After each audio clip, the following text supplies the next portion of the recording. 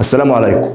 معاكم الاستاذ مصباح اشرف. النهارده حصه ومراجعه مهمه جدا جدا جدا، عشان هنحل النماذج الارشاديه لكتاب المدرسه. فهنا ان النماذج بتاعتي ديت هي نماذج مهمه جدا، سواء الاختبار الاول او الاختبار الثاني. فاللي هيسمع الفيديو الاول لازما يسمع الفيديو الثاني. والنماذج ديت ما هي الا مكمله للشرح بتاعك. يعني يا استاذ انت لو مش حافظ حاجه، فانت اكيد مش هتعرف تحل حاجه. فاحنا هنا هي بتكمل الشرح بتاعك. احفظ، تعالى طبق، حل.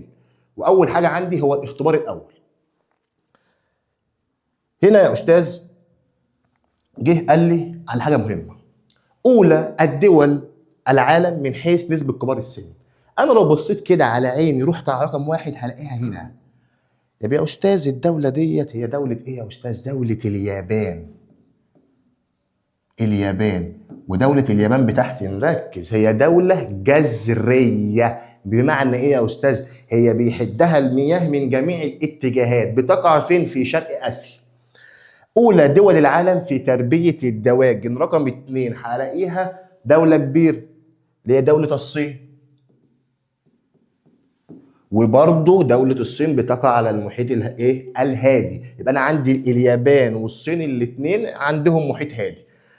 قال لي تالت حاجة: إحدى الدول الأوروبية المنتجة للزيوت. رقم ثلاثة أكبر دولة في العالم كله هي دولة روسيا. بعد كده قال لي أولى دول العالم من حيث عدد السكان.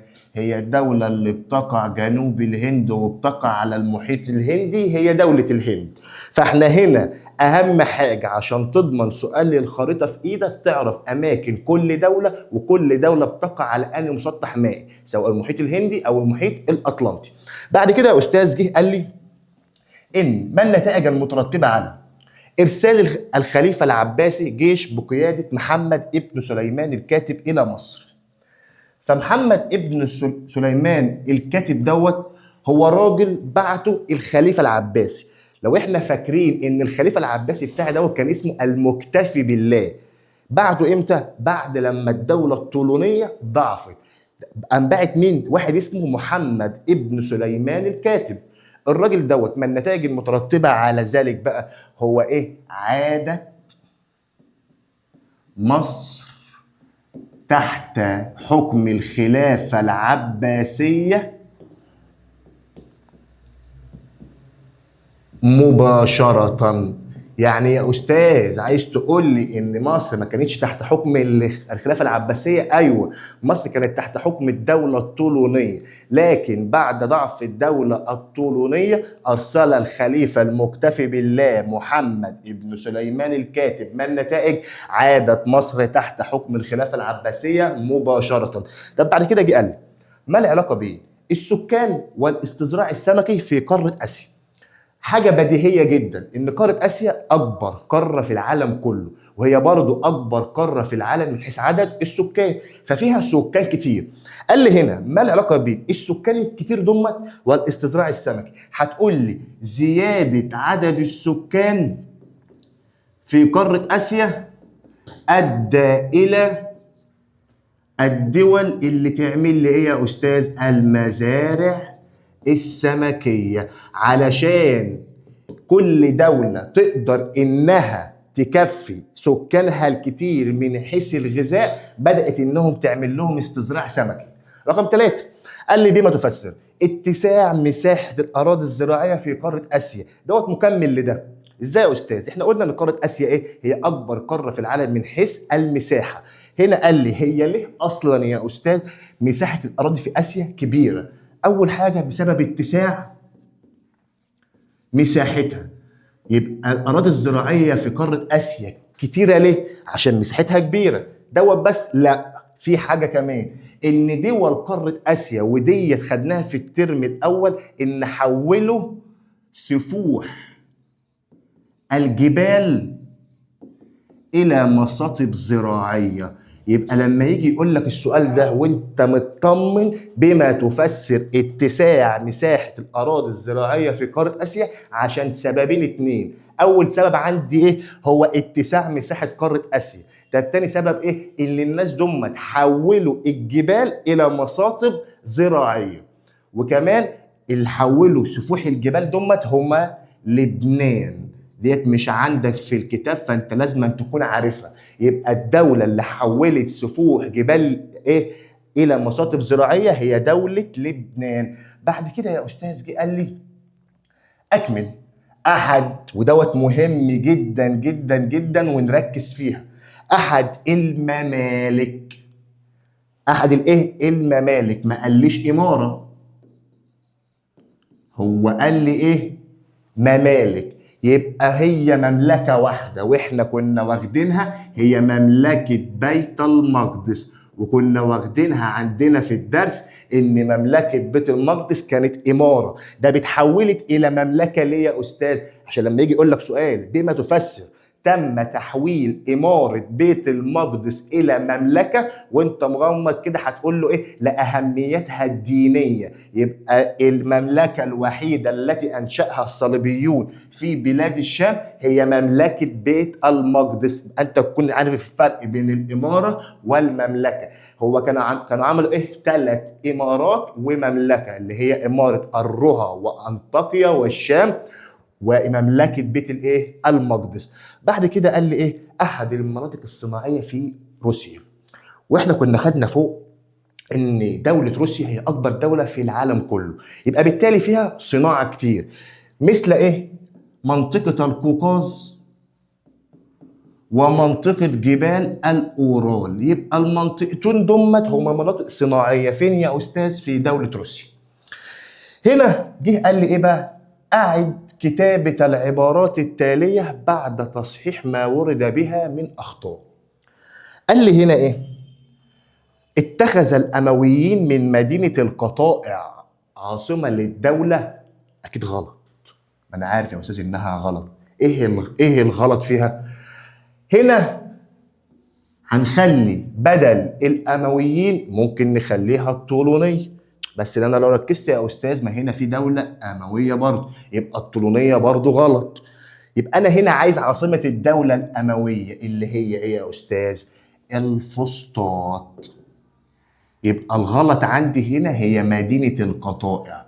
يبقى ما هي عاصمه الدوله الامويه؟ هي مدينه الايه؟ الفسطاط. ونركز اللي بنى الفسطاط هنا كان عمرو بن العاص أول لما دخل مصر. يبقى مدينة الفسطاط كانت هي عاصمة البلاد إمتى وإمتى؟ أثناء عصر الخلفاء الراشدين وأثناء عصر الدولة الإيه؟ الأموية.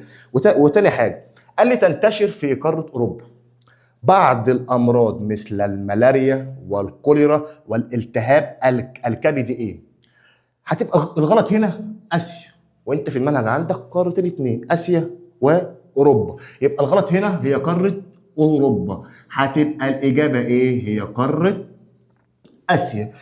هنا جه قال لي بما تفسر اهميه جامع عمرو بن العاص. هو جامع عمرو بن العاص دوت يا استاذ هو اصلا مهم اصلا ليه؟ الجامع مهم ده لانه كان اصلا مركز للعباده. طب ما احنا عارفين يا استاذ ان اي مسجد عباده، اشمعنى الجامع دوت اصلا مهم؟ لانه كان مركز للعباد، بس لا ومركز علمي وديني. يبقى المسجد ده كانوا بيتعلموا فيه وكانوا بيدرسوا فيه امور الدين، وكانوا برضو بيصلوا فيه اللي هي ايه؟ امور العباده. بس لا وكان مركز للقضاء. يبقى انا هنا يا استاذ اهميه جامع عمرو بن العاص 3 حاجات. اول حاجه عندي هي مركز للعباده ومركز علمي ومركز ديني وكان مركز للقضاء. ده اللي خلى جامع عمرو بن العاص مهم في مدينه الفسطاط. يبقى عمرو بن العاص هنا بنى حاجتين، هي الفسطاط وجامع عمرو بن العاص اللي كان اول جامع في افريقيا. بعد كده قال لك ارتفاع الكثافه السكانيه في السهل الاوروبي. هنا هو قاسم لي السؤال هنا حتتين، الكثافه هنا مرتفعه ليه؟ والكثافه في شبه الجزيره العربيه منخفضه ليه؟ هنقسمها نصين. اول نص عندي قال لي ايه؟ ارتفاع الكثافه السكانيه في السهل الايه؟ الاوروبي. اول حاجه بسبب وجود الانهار، واحنا عارفين طالما في نهر يبقى في تربه خصبه، طالما في تربه خصبه يبقى في زراعه. طالما في الثلاثه اللي قدامي دوت يبقى انا عندي ارتفاع في الكثافه السكانيه. يبقى ارتفاع الكثافه السكانيه في السهل الاوروبي الايه العظيم بسبب وجود الانهار والتربه الخصبه وقيام الايه الزراعه. ده يا استاذ كمل السؤال. قال لي وانخفاضها في شبه الجزيره العربيه. هي ليه السكان منخفضه في شبه الجزيره العربيه؟ هي عكس دي على طول. قال لي هنا انا عندي ندره مياه وصعوبه الطقس اللي هي ارتفاع درجات الحراره. يبقى انا هنا الحاجتين دول عكس بعض بالظبط. فانت هتقسم السؤال بتاعك في الامتحان واهدى وركز فيه عشان الاسئله ديت اسئله مهمه. الكثافه في السهل الاوروبي مرتفعه ليه؟ بسبب الانهار. في نهر يبقى في تربه، في تربه يبقى في زراعه. منخفضه ليه في شبه الجزيره العربيه؟ عشان صعوبه الطقس وندره المياه العذبه. هنا قال لي ما المقصود بالاقليم الصناعي؟ هي منطقه، المنطقه ديت صناعيه فيها مجموعه من الصناعات، سواء المنطقه ديت بقى فيها صناعات تحويليه استخراجيه مش عارف صناعه ايه. يبقى هي منطقه واحده فيها الصناعات كلها. الصناعات دي بتعمل ايه يا استاذ؟ تتكامل مع بعضها البعض. يبقى هي منطقة فيها صناعات بتتكامل مع بعضها البعض، اللي هي ايه دي يا استاذ؟ الاقليم الصناعي. بعد كده جه قال لي صح وغلط. قال لي شيد الامويين مدينة حلوان في مصر. ايوه صح يا استاذ. طب ازاي يا استاذ؟ انت مش قايل لي فوق ان الامويين دول خدوا مدينة الفسطاط عاصمة؟ اقول لك ايوه برضه، لكن بعد مرض عبد الملك ابن مروان بمرض الجذام بدأ ان هو يبني مدينة خاصة بيه هو عشان يفضل قاعد فيها بسبب مرضه. هي مدينة ايه؟ حلوان. يبقى الامويين كده كانوا عندهم الفسطاط وحلوان. هنا قال لي تعد قارة امريكا الشمالية هي اعلى قارات العالم من حيث عائدات السياحة. معنى كلمة عائدات هنا اللي هو معنى صح اهوت مكسب السياحة. يعني اعلى قارة في العالم بتكسب فلوس من السياحة؟ اكيد غلط. اعلى قارة بتكسب فلوس من السياحة ايه؟ هي قارة اوروبا. يبقى انا هنا يا استاذ صح وغلط دوت نركز فيه. الامويين عملوا مدينة حلوان صح. امريكا الشمالية اكتر قارة بتكسب من عائدات السياحة غلط. اكتر قارة بتكسب من السياحة هي قارة اوروبا. وبعد كده يا استاذ قال لي هنا ما العلاقة بين اللغة والهوية الثقافية والسياسية؟ اللغة بتاعتي ديت يا استاذ مالها؟ اول لما تشوف اللغة هتعمل كده اثر ايجابي واثر سلبي. ماشي يا استاذ. الاثر الايجابي دوت ايه؟ طبقوا علينا احنا كعرب. هتقول لي وحدة العرب. العرب كلهم بقوا ايد واحده، سواء العرب اللي في اسيا او اللي في افريقيا. فالعرب دول بقى عندهم وحده. طالما عندهم وحده يبقى بالتالي عندهم تراث ايه؟ تراث عربي واسلامي. يبقى اللغه لها اثر ايجابي. ايه هو؟ طبقها علينا احنا كعرب اللي هو ايه؟ عملت لي وحده العرب. الوحده عملت لي ايه؟ انتشار التراث العربي والاسلامي. ده بالاثر السلبي يا استاذ. هتقول لي ان في دوله في اسيا اسمها باكستان. الدولة ديت كانت عايزة تتكلم بلغة واحدة في الدولة كلها، هي اللغة الأردية. لكن في منطقة منها كده احتجت، قالت لك لا أنا مش هتكلم باللغة ديت خالص، أنا هنسحب من الدولة وهعمل دولة تانية اسمها دولة بنجلاديش. يبقى أنا عندي يا أستاذ أثر سلبي وأثر إيجابي. الأثر الإيجابي عمل لي وحدة، الأثر السلبي عمل لي تفرقة. الأثر الإيجابي عمل لي وحدة فين؟ بين العرب. ده بالسلبي يا أستاذ تفرقة بين باكستان، طلع منها جزء عمل لي دولة جديدة اسمها دولة بنجلاديش. تمام؟ بعد كده جه قال لي اثبت صحة العبارة التالية: كان الصلح خطوة تالية بعد الحرب بين المسلمين والروم. يعني كان الخطوه بعد الايه؟ الحرب. يعني هم اتحاربوا خلاص، مين اللي جه بعده بقى؟ الصلح. ده اللي هتقول لي ايوه، ان عمرو بن العاص اول لما دخل مصر وخد مصر من ايد الروم عمل صلح اسمه صلح الاسكندريه. عمل صلح اسمه صلح الايه؟ الاسكندريه. يبقى حيث قام صلح الاسكندريه الذي ينص على ان هتكون في هدنه مدتها 11 شهر، بس لا، الا يعود الروم لمصر مره اخرى، وان يبقى اليهود في الاسكندريه، والا يتعرض المسلمين للكنائس بسوء. يبقى احنا هنا اول لما يقول لك ايه اللي حصل بعد الحرب اللي كانت بين المسلمين والروم، هتقول لي صلح الاسكندريه. طب لما يجي يقول لك يا استاذ ما هو اطراف صلح الاسكندريه؟ مين كان الطرف؟ مين اللي كان بيمضي عليه؟ هتقول لي المسلمين والروم. شاطر. ده مين كان قائد المسلمين ومين كان قائد الروم؟ قائد المسلمين كان اللي هو فتح مصر واللي احنا عارفينه هو القائد عمرو بن العاص، اما قائد الروم كان المقوقس. يبقى ما هما اطراف صلح الاسكندريه؟ هو مين؟ المسلمين بقياده عمرو بن ايه؟ ابن العاص، والروم بقياده المقوقس. بعد كده جه قال له دلل كان للحمله الفرنسيه اثار على الاقتصاد المصري. يعني ناس جهم احتلونا وعملوا اثار ايجابيه. هقول لك مين دمت؟ الحمله الفرنسيه. طب عملوا لي ايه يا استاذ؟ انت اول لما تشوف كلمه اقتصاد عندنا احنا هنا سواء في اولى ثانيه ثالثه هتقسمها بين 3 حاجات: زراعه، صناعه، تجاره. اي حاجه بتدخل لي دخل ايه؟ قومي. عملوا ايه في الزراعه؟ ادخلوا لي محاصيل جديده. ده في الصناعه بقى، ودي اللي انا هقف عندها شويه. عملوا صناعات كتير زي النسيج ودوت كله. بس الحته اللي انا عايز اقف فيها هنا ان الفرنسيين وهم بيعملوا المصانع والمصانع مزدهره في مصر ما خلوش ولا واحد مصري يشتغل في المصانع ديت. ليه؟ حتى لا تتسرب اسرار المهنه الفرنسيه او الصناعه الفرنسيه. يبقى الصناعه هنا مهمه جدا. في فرنسا لما كانت محتله مصر اللي هي ايه يا استاذ؟ ان الفرنسيين لم يسمحوا للمصريين ان هم يشتغلوا في المصانع، بما تفسر حتى لا تتسرب اسرار الصناعه الفرنسيه للمصريين. ده والتجاره يا استاذ، التجاره برضو مهمه. التجاره هنا الفرنسيين راحوا فتحوا لي اسواق جديده. فتحوا اسواق جديده بقى فين؟ قال لك في البحر الاحمر بس لا، وفي السودان بس لا، ودارفور والحبش.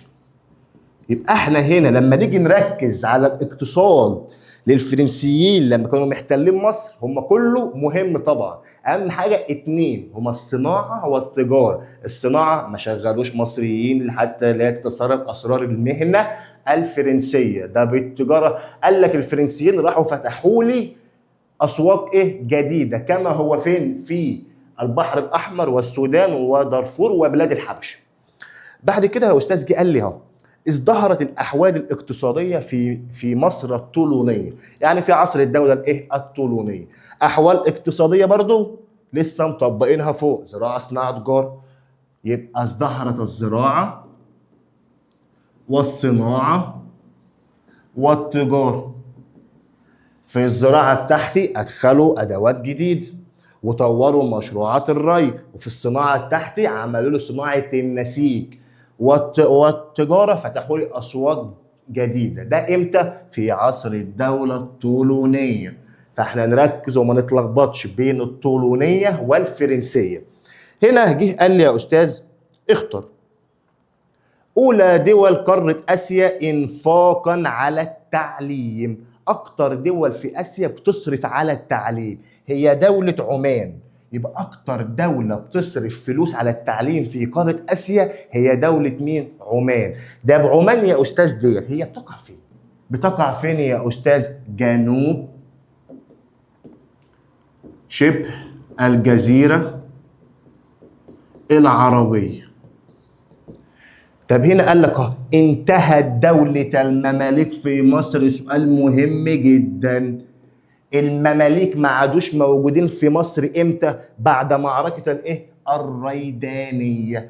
طب يا استاذ، لو جه قال لك انتهت دولة المماليك وشال لك مصر وقال لك الشام وساب لك اختيارات زي ما هي، هتختار له ايه؟ هتختار له معركة مرج ضابق. يبقى نركز هنا. يبقى لو قال لك انتهت دولة المماليك في مصر يبقى كانت في ايه؟ في معركة الريدانية. اما الشام كانت معركة مرج ضابق. بعد كده جه قال لي دي ما تفسر. فشل نابليون بونابرت في اقتحام عكا. يعني نابليون يا استاذ ما قدرش يخش عكا؟ ايوه، هي عكا ديت فين؟ في الشام. يبقى فشلت الحمله الفرنسيه في الشام ليه؟ قال لك ان عكا ديت بدا ان يكون فيها شجاعه. يبقى هتقول لي بسبب شجاعه واستبسال اهلها. ده مين كان القائد عكا يا استاذ؟ واحد اسمه احمد باشا الجزار. يبقى هتيجي هتجاوب هنا هتقول لي ايه؟ ليه نابليون فشل ان هو يخش عكا؟ بسبب شجاعه اهلها وقياده قائدها مين؟ احمد باشا الايه؟ الجزار. وفي نقطه مهمه، مساعده الاسطول البريطاني لعكا. يعني مين اللي كان بيساعد عكا يا استاذ؟ بريطانيا كانت بتساعد عكا ضد نابليون اللي هم فرنسا. يبقى انا هنا ان كان في عكا مين اللي كان بيساعدها؟ مساعده خارجيه. ديت لما تجيلك تقدر تكون انت ايه؟ عارفها واتك عليها عشان مش في الكتاب عندك. يبقى مدينه عكا انتصرت على نابليون لاسباب داخليه وخارجيه. الخارجيه مين؟ اللي هي مساعده الاسطول البريطاني لمدينه عكا. وده ادى الى ايه يا استاذ؟ فشل نابليون في اقتحام عكا، وبالتالي فشلت الحمله الفرنسيه في دخول الشام. جه قال لي هنا يا استاذ تعد مناطق شرق اسيا وساحه بلاد الشام وتركيا، الثلاث مناطق دول من المناطق الجاذبه، هي اللي بتجذب السياح. ليه؟ اكيد السائح هناك عشان هيروح الثلاث مناطق دول اكيد في سبب. السبب الوحيد هو اعتدال المناخ. اعتدال المناخ. قلمك بقى واكتب معايا. ساحه بلاد الشام وتركيا الاثنين دول عندهم اعتدال المناخ. ليه؟ عشان بالاثنين بيطلوا على البحر المتوسط. طالما في مسطح مائي يبقى المناخ معتدل. ده بشرق اسيا يا استاذ بتطل على المحيط الهادي. يبقى احنا هنا بقى نركز، دي مش في الكتاب عندك. يبقى انت تكون عارف ان شرق اسيا المناخ فيها معتدل. ليه؟ عشان بتطل على المحيط الهادي. ده بلاد الشام وتركيا المناخ فيها معتدل. ليه؟ علشان بتطل على البحر الايه؟ المتوسط. يبقى اجابتك اجابه واحده. ليه فيهم جاذبين للسياح؟ بسبب اعتدال المناخ. بعد كده جه قال لي تشييد احمد بن طولون لمدينه القطائع. هو ليه احمد بن طولون عمل مدينه اسمها مدينه القطائع؟ اجابه بسيطه خالص، لتكون عاصمه لدولته. يبقى هو كان عايز يعمل عاصمه للدوله بتاعته فبنى مدينه سماها ايه؟ مدينه القطائع. بعد كده جه قال لي يا استاذ اكتب 3 مشكلات تواجه السياحه في قاره اسيا واخرى في قاره اوروبا. قال لي في اسيا ايه؟ ان المشكلات اللي بتواجه السياحه هنا ضعف يا استاذ البنيه التحتيه.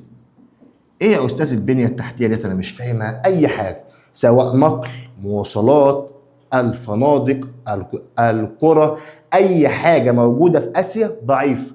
يبقى ديت مشكله من مشكلات الايه؟ السياحه. وبرده في يا استاذ حروب، وفي عدم استقرار. ده وعندي ايه تاني يا استاذ؟ رقم بقى 3 اللي هو صعوبة الحصول على التأشيرات. صعبة اللي احنا نطلع التأشيرات في قارة اسيا. يبقى مشكلات اللي بتواجه السياحة في قارة اسيا ايه؟ هو ضعف البنية التحتية، وجود الحروب، ومفيش استقرار، وعندي صعوبة الحصول على ايه؟ على التأشيرات. ده بقارة اوروبا بقى يا استاذ. قال لي تعالى، احنا كنا خدناها فوق كده من قمة شوية ان قارة اوروبا اكتر قارة بتكسب فلوس من ايه؟ من السياحة. هتيجي تقول لي هنا يا استاذ ان قارة اوروبا فيها مشكلات. ايوه، اول مشكله ايه؟ ازدحام. طب هي فيها سياح كتير، يبقى اول مشكله بتواجه قاره اوروبا من حيث السياحه هو الازدحام الشديد، زي في مدينه باريس اللي موجوده في دوله فرنسا. ادي ايه؟ مشكله. ده بالمشكله الثانيه قال لي طالما في ازدحام يبقى في عربيات كتير، يبقى في نقل ومواصلات كتير، يبقى هيكون زياده الانبعاثات الكربونيه. طالما في انبعاثات كربونيه بتعمل لي حاجه اسمها احتباس حراري. يبقى الاثنين دول مرتبطين. وتالت حاجه بقى متشابهه هنا، اللي هو ايه بقى؟ في برضه حروب، زي الحروب اللي كلنا عارفينها اللي ما بين روسيا واوكرانيا. يبقى لما يجي يقول لك يا استاذ ما اوجه التشابه بين مشكلات السياحه في اسيا ومشكلات السياحه في اوروبا، هو حدوث الحروب وعدم الاستقرار السياسي. اخر سؤال عندي جه قال لك تشتهر قاره اسيا بالعديد من الحرف الطرائصيه. زي ايه يا استاذ؟ الحرير، السجاد اليدوي، الحفر على الخشب. وديت كلها حرف من الحرف الطرائصيه الموجوده في قاره اسيا. وبكده احنا نكون خلصنا الاختبار الاول لسنه تانية اعدادي. ركز وافهم على كل كلمه احنا قلناها هنا عشان هنطبقها برضو في الاختبار التاني، وانتظرونا ان شاء الله في الاختبار التاني. سلام.